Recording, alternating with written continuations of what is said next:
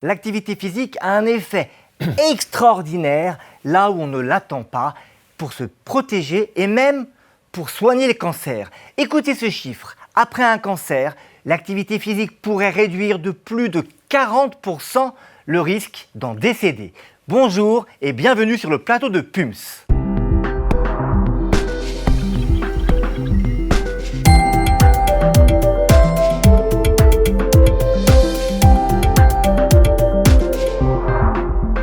Alors dans cette émission, on va vous révéler comment l'activité physique peut aider à se protéger du cancer, à récupérer du cancer et à tenir la maladie en respect.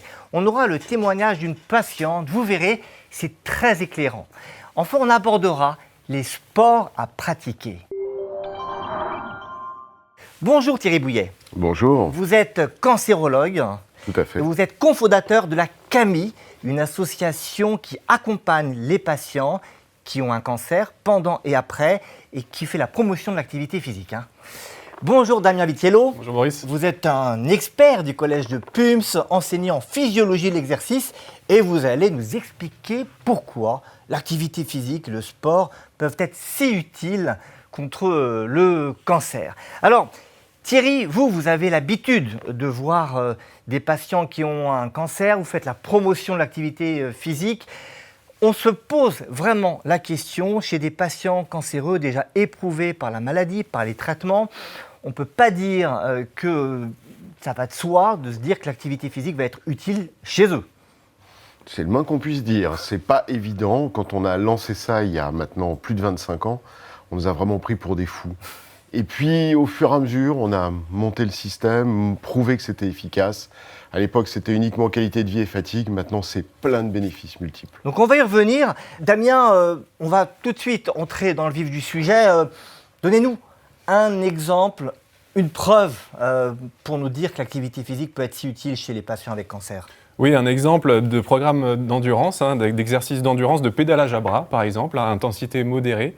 Il a été prouvé chez des patients souffrant de cancer colorectal, une amélioration de l'immunité, de leur qualité de vie, et également une amélioration des symptômes psychologiques et physiques associés à ce cancer. Et ce qui est intéressant, c'est que les bénéfices apparaissent dès 2 semaines d'entraînement, donc c'est très intéressant. Dès 2 semaines d'entraînement, ça me permet de rebondir. Qu'est-ce que vous constatez, Thierry, chez les patients qui mettent en place une activité physique, voire un sport? Quel type de bénéfices vous ressentez auprès des patients? Alors, les patients décrivent immédiatement un bénéfice multiple en termes de qualité de vie, en termes de lutte contre la fatigue, en termes de tolérance du traitement. Ils tolèrent beaucoup mieux les traitements, en termes de risque de rechute. Donc il y a une qualité de vie majorée et un espoir de vie supplémentaire. Mais là, vous nous parlez d'un bénéfice physique, mais aussi d'un bénéfice psychique et sur la fatigue. Là, il faut nous expliquer comment l'exercice physique améliore la fatigue. C'est simple, la fatigue, c'est le premier symptôme des malades. Ils se plaignent tous de ça. Le fait de cette fatigue vient de ce qu'on appelle une inflammation autour des cellules tumorales qui provoque des cytokines. Ces cytokines vont dans les muscles, détruisent les muscles, vont dans le cerveau. C'est les troubles cognitifs, c'est les troubles de capacité de concentration, c'est la fatigue et les troubles du sommeil. Donc en activité physique, on diminue les cytokines, donc on améliore tous ces symptômes, donc la qualité de vie, les troubles neurocognitifs. Alors, on a parlé de l'intérêt de l'activité physique quand on a déjà développé un cancer, Damien, mais on considère que c'est aussi un excellent moyen pour éviter le cancer, en prévention.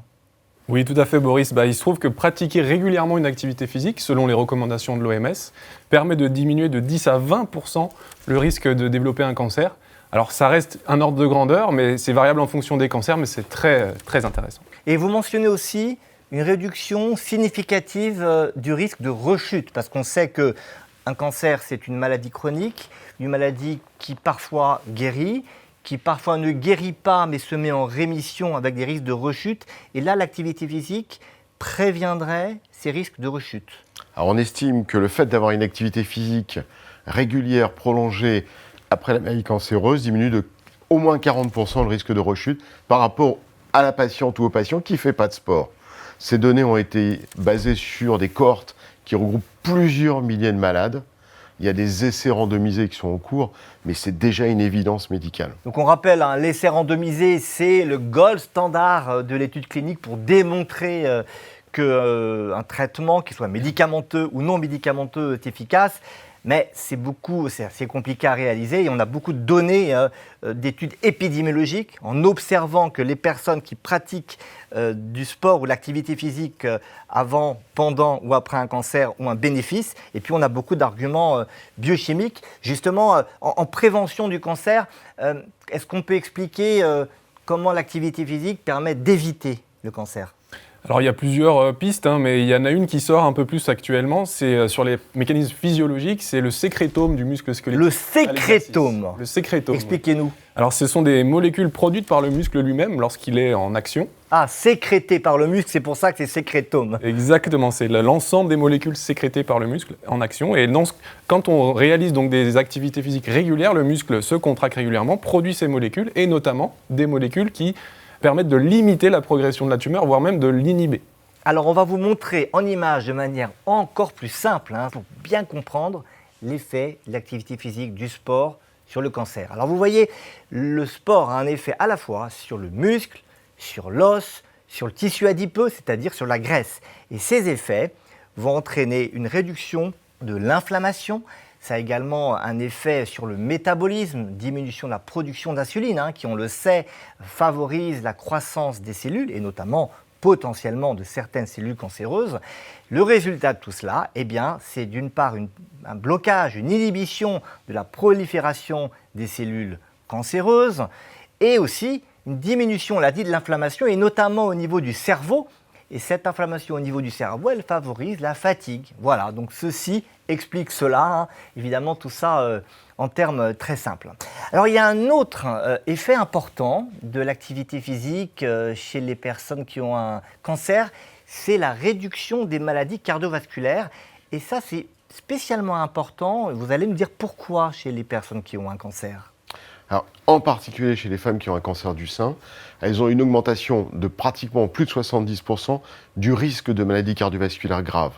Or, l'activité physique diminue ce risque de pathologie cardiovasculaire. Donc, il y a un double effet sur le cancer, sur le cœur. Ça, on ne le dit jamais assez, mais aujourd'hui, quand on a un cancer, on peut vivre très longtemps avec un cancer. Et donc, il faut se méfier des pathologies autres que le cancer, mais qui pourraient être favorisées par le cancer, par les traitements, par le fait qu'on n'a pas forcément été bien. Et donc les maladies cardiovasculaires, c'est un exemple, d'où l'importance encore de l'exercice physique. Alors on a vu que l'exercice physique régulier, c'est bénéfique dans le cadre du cancer en général, mais est-ce qu'il y a des activités physiques plus spécifiques, plus intéressantes en fonction du type de cancer ? À ce jour, il n'y a pas de consensus et il n'y a pas de prescription spécifique d'activité physique par rapport à un cancer. Mais on préconise évidemment différentes formes d'exercice à différentes intensités, et par exemple l'effort endurant à haute intensité, tel que le HIIT, ou des exercices de musculation également. Alors vous nous parlez du HIIT. Le HIIT a montré une efficacité particulière dans le cancer, ou vous dites ça parce qu'en général, c'est quelque chose qu'on propose ? Non, il y a de plus en plus de preuves dans la pratique clinique, notamment dans le cancer de la prostate, où les patients qui ont fait du HIIT, justement, ont des résultats très très prometteurs. Alors, on a dit HIIT, je ne suis pas sûr que tout le monde a compris. HIIT, ce n'est pas le mot anglais eat, E-A-T, qui veut dire manger, mais c'est HIIT, H-I-I-T. Ça veut dire High Intensity Interval Training. C'est-à-dire que c'est des exercices avec en fait, des intervalles, on alterne intensité très élevée, on va aller très très très très très vite sur un vélo ou en courant, et puis plus modéré, on ne s'arrête pas, mais on continue, c'est le repos actif.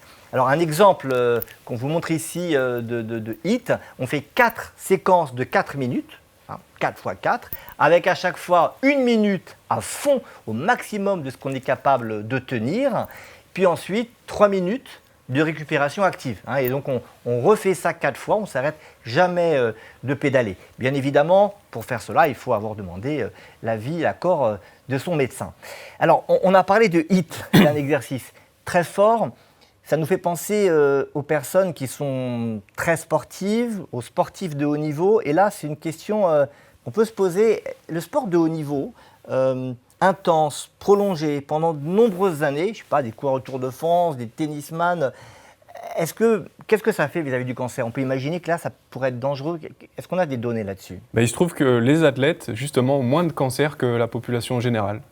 et qu'effectivement, ceux qui ont le moins de cancer parmi cette population, c'est ceux qui font des sports d'endurance. Dans quelques minutes, on vous donnera, même si vous n'êtes pas sportif de haut niveau, et surtout d'ailleurs si vous n'êtes pas sportif de haut niveau, des conseils pratiques à la fois pour vous aider si vous avez ou si vous avez eu un cancer, mais aussi si vous voulez mettre toutes les chances de votre côté pour l'éviter. Mais avant cela, on va recevoir Sophie Andrézian. C'est une patiente qui a bénéficié de l'activité physique adaptée pour traiter justement sa maladie. Vous allez voir, c'est édifiant ce qu'elle va nous raconter. Bonjour Madame Andrézian, venez, installez-vous. Bonjour. Alors, vous êtes retraitée du CNRS, historienne, mais c'est pas pour ça que vous êtes là aujourd'hui. Vous êtes là pour nous faire part de votre histoire, qui est importante pour comprendre l'intérêt de l'activité physique en cas de cancer, et puis peut-être pour passer des messages importants, notamment de santé publique. Vous avez eu un cancer, hein, on peut le dire, c'est pas un gros mot, il faut enlever ça de la tête. Racontez-nous comment vous avez découvert l'activité physique adaptée et son utilité, son importance pour le cancer. Alors, j'ai eu en effet un cancer du sein, fort heureusement débutante. Donc, j'ai été opérée et ensuite j'ai eu des séances de radiothérapie. Et à l'issue des séances de radiothérapie, l'Institut Curie m'a orientée vers l'unité de soins de support. C'est-à-dire qui consiste à proposer aux patients des activités physiques, des ateliers de nutrition, de la relaxation, enfin différentes activités de bien-être aussi. Donc j'ai suivi l'atelier sport et nutrition pendant 3 mois et j'ai vu que c'était très bénéfique. Et à l'issue de ça, on m'a dit qu'il fallait maintenant que que je trouve des lieux qui proposaient des activités physiques adaptées. Alors c'est là que vous avez découvert la Camille, on va y revenir dans quelques instants, mais quel a été votre ressenti au départ? Parce qu'on imagine, quand on a un cancer, la première chose qui vient à l'esprit, c'est pas forcément d'aller faire du sport. Quel est votre ressenti au départ quand vous avez rencontré d'autres personnes comme vous et des soignants, des accompagnants pour vous faire de l'activité physique adaptée? Très vite, j'ai vu que c'était une activité intéressante, que j'arrivais à suivre sans problème. Mais aussi, c'était un lieu, souvent c'est un lieu de sociabilité aussi. Vous voyez, il y avait on rencontre d'autres malades. On rencontre d'autres malades, on échange beaucoup. On échange des informations. Que vous n'aviez pas eu forcément avec vos médecins, hein, c'est ça? Non, parce que, notamment l'Institut Curie sont assez débordés. Et en fait, voilà, ce qui m'a frappée, c'est que c'était dans ces ateliers que je pouvais trouver les informations que je n'avais pas directement du corps médical. Donc le médecin avait une technicité extrême pour trouver les traitements adaptés, pour vous les expliquer. Voilà. Et puis l'association, c'est complémentaire finalement. Ah, complètement. Est-ce que vous avez immédiatement ressenti les bénéfices de l'activité physique? Parce que l'activité physique, quand on s'y met et qu'on n'est pas sportif, ça peut être difficile. Est-ce que tout de suite vous vous êtes dit « Ah ouais, c'est génial » Déjà, moi je faisais de la gymnastique douce avant. Parce que j'ai pas mal de problèmes musculaires, donc je me ménageais pas mal. Et là, il y avait un peu de tout. Il y avait de la cardio, il y avait différentes techniques. Et j'ai vu que, j'étais poussée, évidemment, par parce que je vous coupe une seconde, parce que c'est pas que de la gym douce. Hein. On va en reparler dans quelques minutes. Non. Justement, c'était pas de la gym douce. Et j'ai vu que je pouvais aller plus loin. Et c'était pas trop dur? Au début, un petit peu, j'y allais mollo quand même, moi, parce que j'appréhendais, bien sûr. Mais petit à petit, au bout des 3 mois, j'ai vu que j'arrivais à faire des choses que je n'aurais pas pu faire toute seule. Vous n'auriez pas pu faire ça toute seule, hein, non, pas du tout. Et aujourd'hui, est-ce que ça a été facile pour vous de trouver la Camille, de trouver une structure qui pouvait vous prendre en charge après la prise en charge à Curie? Oui, la prof de gym de Curie nous avait parlé de quelques associations et nous avait dit « je vais vous donner les adresses, etc. » Et moi, j'étais passée dans le hall de l'Institut et il y avait un forum. Il y avait plusieurs associations qui présentaient leurs activités. Et j'ai vu, je pense que le premier stand où je suis allée, c'était un stand de la CAMI. Alors, en fait, ce que je comprends, c'est que les associations sont venues à vous finalement très facilement. Vous avez eu connaissance très facilement. En fait, c'était un coup de chance ce jour-là. Vous dites coup de chance parce que vous pensez que les autres patients n'ont pas forcément... Ah non, beaucoup. Moi, je fais pas mal d'informations. Je fais circuler de l'information autour de moi et je me rends compte que beaucoup de patients ne sont pas au courant, ne sont même pas au courant des activités de support dans les hôpitaux. Je pense que l'information ne circule peut-être pas suffisamment. Donc là, j'ai donc pris contact. C'était le mois de juillet. Et on m'a dit, dès septembre, vous pouvez commencer. Donc, de la chance, mais une chance qui devrait être partagée par tous les malades qui ont un cancer. Oui. Alors, est-ce que vous avez suivi donc, les ateliers de la CAMI? En général, c'est 3 ans. Vous êtes motivé pour continuer à faire du sport? Moi, j'ai absolument, plus que jamais.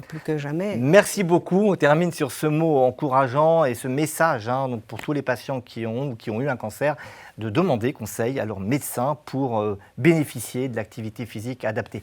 Merci infiniment en tout cas. Merci. On va maintenant retrouver nos 2 experts et accueillir Lucie Méatz. Lucie Méatz, elle a un métier très particulier que vous allez découvrir et elle va nous donner des conseils pratiques. Lucie nous a rejoint. Bonjour Lucie. Bonjour Boris. Alors vous êtes enseignante APA en activité physique adaptée. Ça tout le monde, ceux qui nous suivent connaissent puisqu'on en a déjà parlé dans PUMS. Mais à la CAMI, on vous appelle PTS, praticienne en thérapie sportive. C'est-à-dire que vous êtes vraiment une soignante et vous enseignez des activités physiques et sportives. Alors vous aidez des personnes avec un cancer à faire donc de l'activité physique et du sport. C'est votre quotidien. Une question très concrète. Est-ce que tout le monde peut vraiment se remettre à l'activité physique, même avec un cancer? Alors oui, tout à fait, tout le monde peut pratiquer à partir du moment où ce n'est pas contre-indiqué. Et si c'est contre-indiqué, en général, c'est transitoire. Donc il ne faut pas hésiter à revenir vers son oncologue pour, dès que c'est possible, débuter l'activité physique. Alors on parle contre-indication. Thierry, c'est quoi les contre-indications? Moi, c'est des contre-indications du bon sens. Pas d'activité physique si vous êtes fébrile, pas d'activité physique si vous êtes épuisé, pas d'activité si vous avez une anémie, pas d'activité physique si vous avez une pathologie cardiovasculaire qui n'est pas encore prise en charge. Quand elle sera prise en charge, on peut s'y mettre. Et prudence sur quelques pathologies tumorales, en particulier osseuses, avec des risques de fractures osseuses. Mais c'est des choses du bon sens que les éducateurs médico-sportifs ou les PTS sont tout à fait capables de dépister et d'évaluer. On va maintenant regarder ensemble ce que dit la HAS, la Haute Autorité de Santé, qui a émis un guide spécialement pour activité physique et cancer. Et attention, ce qu'on va dire, c'est valable aussi bien pour prévenir les cancers que pour les soigner et pour éviter les rechutes. Alors, première recommandation, ça peut paraître simple, mais il faut le dire, c'est être actif dans la vie quotidienne. Ça veut dire quoi? C'est toutes les activités qu'on fait au quotidien, telles que le ménage, le jardinage ou aller chercher son pain à pied, par exemple. Donc ça, c'est pas ça sur quoi vous allez insister. Ça, vous dites aux gens de le faire Ils le font de même pour le coup, ils n'ont pas besoin de moi pour le faire. Ils n'ont pas besoin de vous. Alors là où ils vont avoir un peu plus besoin de vous, c'est pour des exercices physiques d'intensité modérée à élevée. Et là, on nous dit qu'il faut en pratiquer donc régulièrement, 150 minutes par semaine si c'est l'intensité modérée, ou 75 minutes par semaine si c'est l'intensité élevée. En pratique, qu'est-ce que vous leur dites? Donc ça, c'est toutes les activités physiques d'endurance où on voit qu'il y a un rythme cardiaque qui s'accélère sur des activités physiques qui sont prolongées. Donc là, c'est plutôt des activités telles que la marche, la course ou la natation, par exemple. Donc tout ce qui augmente la fréquence cardiaque de manière durable, exercice d'endurance. Tout à fait. Alors on a parlé d'intensité de l'exercice. Damien, je me tourne vers vous. Comment savoir si on est en intensité modérée ou en intensité élevée? Alors on dispose de plusieurs outils, dont celui-ci, le cardiofréquencemètre, qui va nous permettre, par une simple lecture de l'écran, de lire la fréquence cardiaque. Et pour une intensité modérée, on va se situer à peu près entre 50% et 75% de la fréquence cardiaque maximale de l'individu. Et au-dessus de 80%, on va commencer à être dans de l'intensité vigoureuse élevée. Donc là, il faudrait faire un test d'effort, par exemple, exactement, pour savoir quelle est notre fréquence maximale. Et après, en mettant cette ceinture ici, qui capte les battements et la montre qui nous donne l'information, on sait si on est à la bonne intensité Exactement. de ce qu'on a imaginé. Ok, si on n'a pas ces appareils, vous avez une méthode intuitive. Alors il y a une méthode plus subjective, c'est la méthode de l'échelle de Borg, qui est basée sur le ressenti en fait, de l'individu. Donc ça, c'est comme une note, c'est ça, qu'on met à l'exercice Alors c'est ça, donc là l'échelle en question elle va de 1 à 20, 1 étant très très facile et 20 très difficile. Et on va demander à la personne qui est en train de faire de l'exercice de dire vous êtes entre 1 et 20, dites-nous où vous êtes. Et en fonction du chiffre, ça va définir une intensité. Et modéré, c'est entre combien et combien? Modéré, on va être plutôt à Borg 10, 11.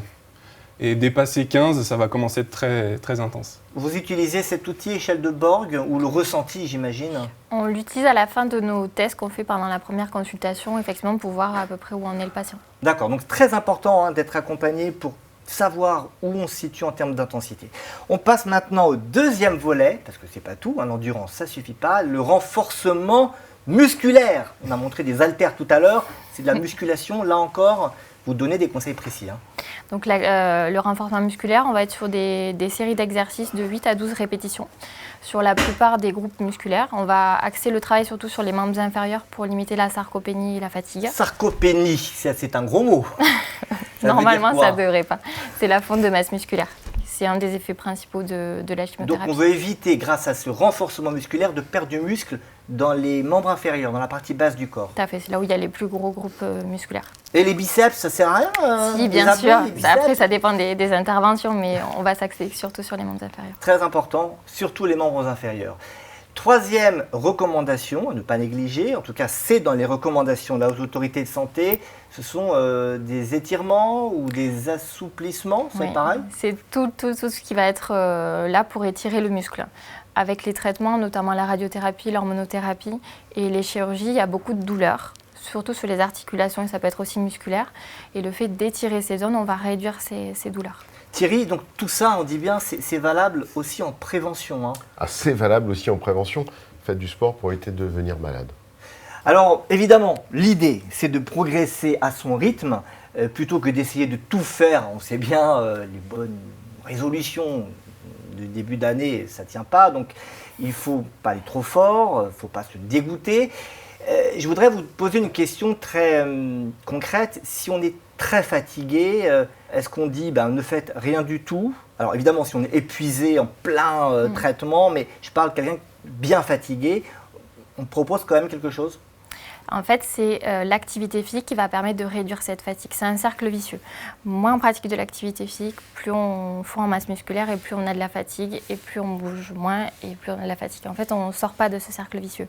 C'est vraiment en faisant de l'activité physique, en sortant de chez soi, que cette fatigue va diminuer. Et c'est pour ça d'ailleurs qu'on peut voir que la Haute Autorité de Santé, dans ses recommandations, dit pour les personnes bien fatiguées, 10 minutes d'activité physique d'intensité légère à modérée, ce qu'on arrive à faire par jour, donc on n'arrête pratiquement jamais.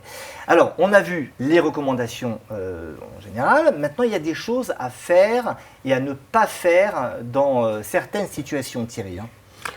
Pratiquement, elles sont toutes faisables, sauf grand déficit immunitaire. C'est sûr que si vous sortez juste d'une chimiothérapie intensive, d'une greffe de moelle, d'un traitement lourd de corticoïdes, évitez. Mais c'est un phénomène très transitoire et surtout, il ne faut pas arrêter. Il ne faut pas arrêter. Il faut forcer. Parce que vous nous parlez d'un déficit immunitaire. Parfois, on entend dire à la piscine, les gymnases, ce sont quand même des endroits où on peut s'infecter. Même si on a un déficit immunitaire, vous ne contre-indiquez pas ces activités? Il faut être prudent dans ces lieux de rencontres trop importantes, mais c'est un phénomène qui va être très court. C'est un phénomène sur quelques jours, quelques semaines. Donc, aller dans une société où on rencontre beaucoup de monde, c'est dangereux. Aller dans une structure sportive où on peut garder une distance, ça ne pose pas de problème. Piscine, gymnase, prudence. Donc, et on en discute avec son médecin et avec son enseignant en activité physique adaptée. Alors, il faut être honnête. Beaucoup de personnes n'ont pas très envie de faire l'activité physique. Qu'est-ce que vous répondez, Lucie, aux personnes qui disent non, j'aime pas le sport, j'ai pas envie d'en faire? Ça, c'est dur, là, non? Alors, effectivement, c'est pas toujours évident, mais il faut vraiment faire comprendre aux patients qu'on n'est pas là pour faire du sport. On va pas aller leur faire courir un marathon ou les faire sauter n'importe comment. On parle à l'ACAMI de thérapie sportive. Thérapie sportive. Voilà. L'objectif, c'est vraiment de travailler sur les effets secondaires des traitements pour les réduire. C'est des mouvements qui sont souvent lents, très concentrés sur le ressenti et le corps. On a quand même parlé d'exercices d'endurance, d'intensité modérée à élevée, mais là encore, vous savez les prescrire pour qu'ils ne soient pas désagréables, hein, c'est ça? Alors effectivement, on s'adapte toujours de toute façon à la personne et au ressenti pour que ce soit supportable, on va dire, et toujours adapté. Comme un médicament, il faut qu'il soit efficace, Exactement. avec un minimum d'effets secondaires et que ce soit supportable, acceptable. Bah, c'est ça la thérapie sportive, hein. C'est ça. Alors, on voit bien que vous vous adaptez à la situation de chacune, de chacun, et vous respectez les douleurs et les limitations. On va donner 3 exemples concrets. Venez avec moi, je vous rapproche de Lulu. Et premier cas, le cancer du sein, vous avez des recommandations spécifiques. Effectivement. Avec les traitements du cancer du sein, notamment les chirurgies et la radiothérapie, il peut y avoir beaucoup de tension ici au niveau du grand pectoral. C'est ces muscles grand pectoral. Oui, tout à fait. Ce qui peut entraîner une épaule ici en avant en protection et entraîner d'autres problématiques au niveau de l'épaule, des tendinites, des bursites, etc. Et l'objectif, ça va être d'étirer ce muscle et de renforcer tous les muscles postérieurs ici pour replacer l'épaule dans sa position anatomique, éviter la posture de protection et réduire les douleurs. Alors, il y a un deuxième cas à donner, hein. On reste dans les cancers les plus fréquents, le cancer du côlon. Alors, le côlon, c'est cet organe-là, ici, là, qui a 3 parties. Et là encore, il y a des choses spécifiques, hein. Tout à fait.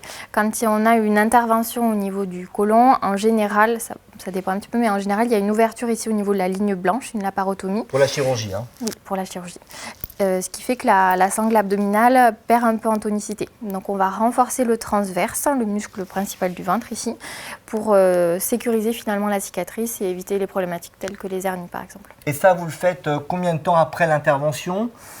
Alors, tout de suite ou on attend un peu? On a toujours à l'ACAMI 1 mois de délai de cicatrisation, on ne prend pas à charge le patient et on revient petit à petit en charge avec le transverse en faisant au début beaucoup de respiration. Le transverse, on va voir après comment on peut renforcer ce muscle transverse. Tout à fait. Juste avant, 3e exemple, le cancer du poumon. Donc le poumon, tout le monde sait où c'est, hein, c'est ici. Là, son poumon, on l'a enlevé, justement. Oui. Il reste un poumon. Il y a des choses spécifiques. Alors là, on va travailler tout ce qui est au niveau de la cage thoracique. L'objectif, ça va être d'amplifier un petit peu les mouvements de la cage thoracique, arriver à utiliser son diaphragme, le muscle principal de la respiration, pour avoir une respiration beaucoup plus efficace. Pour profiter du poumon qui dans sa totalité, tout à fait. Dernier cas, toujours dans les cancers fréquents, le cancer de la prostate. Alors la prostate, bon là c'est une femme, mais si c'était un homme, la prostate elle est donc dans la partie basse du corps. Et là aussi il faut faire attention et il y a des choses spécifiques. Effectivement. De plus en plus, pour les chirurgies de la prostate, on travaille en préopératoire. Donc on prépare le corps à l'intervention et ensuite, 1 mois après l'intervention, on reprend en charge également. L'objectif là, ça va être de renforcer le périnée et le transverse pour réduire au maximum les troubles de l'incontinence. Vous parlez beaucoup du transverse, donc des muscles de la sangle abdominale. C'est le gainage. Alors, on peut le renforcer effectivement sur du gainage. Alors, vous allez nous montrer, parce qu'il y a un exercice dont on a parlé dans Pumps, dans une de nos vidéos, qui serait l'exercice le plus efficace et le plus sûr pour travailler les abdos et de manière générale, faire du gainage. Alors, je vais m'y coller. Vous allez nous montrer si c'est comme ça qu'il faut faire, hein. Très bien. Allez, allons-y. Voilà. Il ne faut pas tomber sur l'haltère quand on fait la planche. Donc, vous avez un tapis, vous mettez les haltères de côté et vous vous mettez... Et là, c'est vous qui dites. Alors, donc là, il faut avoir les coudes à l'aplomb des épaules, le bassin à peu près à hauteur des épaules. Vous pouvez descendre un petit peu. Super. Là, ce qui est important, c'est que le ventre ne retombe pas vers le sol. Il faut bien chercher l'engagement du transverse et bien rentrer le nombril vers la colonne vertébrale. Super. Le périnée engagé. Et là, vous cherchez à vous grandir. Vous poussez les talons vers l'arrière, tendez les genoux pour bien sentir la contraction au niveau de vos quadriceps et vous tirez le sommet du crâne vers l'avant. Ouais, et on tient combien de temps comme ça ? Bon, ça dépend toujours du patient, de la personne. 3 heures, ça fait beaucoup. Mais entre 30 secondes et 1 minute, c'est déjà bien. Après, voilà, toujours des répétitions pour accentuer un petit peu l'intensité. Alors, pas simple avec une veste et des chaussures, hein. Je vous recommande de vraiment vous mettre en tenue. C'est recommandé, donc, dans ces cas-là, en particulier pour le gainage, mais encore une fois à distance de Voilà, l'intervention. c'est très intéressant pour le cancer de la prostate, le cancer du côlon en préopératoire. Mais voilà, il faut après le refaire à distance de la chirurgie pour pas qu'il y ait de problématiques au niveau de la sangle abdominale. Message important, on n'attend pas l'opération, en préopératoire pour se préparer. Tout à fait. On va se rasseoir. Merci beaucoup en tout cas pour ces conseils pratiques. Pour terminer Thierry, où trouver des séances d'activité physique adaptées aux patients qui ont eu un cancer? Énormément d'hôpitaux, énormément de structures libérales, publiques et privées proposent ce genre d'activité. Par exemple, la CAMI, qui existe maintenant depuis plus de 20 ans, qui prend 3500 patients par jour en charge, en leur assurant une évaluation initiale, une sécurité et un suivi sur une longue période. Donc c'est vraiment pendant l'ensemble du chemin, l'ensemble de la voie de la maladie. Vous parlez de CAMI, ça me trotte dans la tête depuis tout à l'heure, ça s'écrit C-A-M-I. D'où vient ce mot? Il vient de deux traditions, une tradition japonaise qu'on vient du monde des arts martiaux. Les kami sont les déesses au Japon. On espère être une bonne déesse pour les patients. Et la deuxième, c'est la région occitane, où la kami est le chemin de la maladie, qui passe de la maladie à la guérison ou de l'ombre à la lumière. Oula, ça c'est très positif. On va presque terminer là-dessus, mais je voudrais encore donner un conseil pour les patients et leurs médecins. Damien, on a compris l'importance de l'activité physique, mais on a envie de savoir si on a progressé. Comment on sait qu'on a progressé? Bon, oui, on se sent mieux, mais quel type d'exercices peuvent être faits pour mesurer vraiment les progrès? Justement, vous parliez d'un test initial. Là, on peut faire un test d'effort avec une mesure de VO2 max. VO2 max. La VO2 max, oui, c'est la consommation maximale d'oxygène. En fait, c'est la capacité de notre organisme à s'oxygéner de manière maximale ou à capter de manière maximale d'oxygène. Et en général, plus cette valeur de VO2 max est élevée, et plus on est en forme. Donc VO2 max avant si possible, après si possible. Exact. On voit que ça monte et ça conforte encore l'idée qu'on a bien travaillé. Merci beaucoup Thierry, merci beaucoup Lucie, Merci. Damien. Pour conclure, on le répète, l'activité physique, c'est un traitement qui doit être systématiquement mis en place quand on veut éviter ou soigner le cancer. N'hésitez pas à en parler à vos médecins, à votre entourage. Et puis aussi, n'hésitez pas à vous abonner à PUMS. On est là pour une meilleure santé.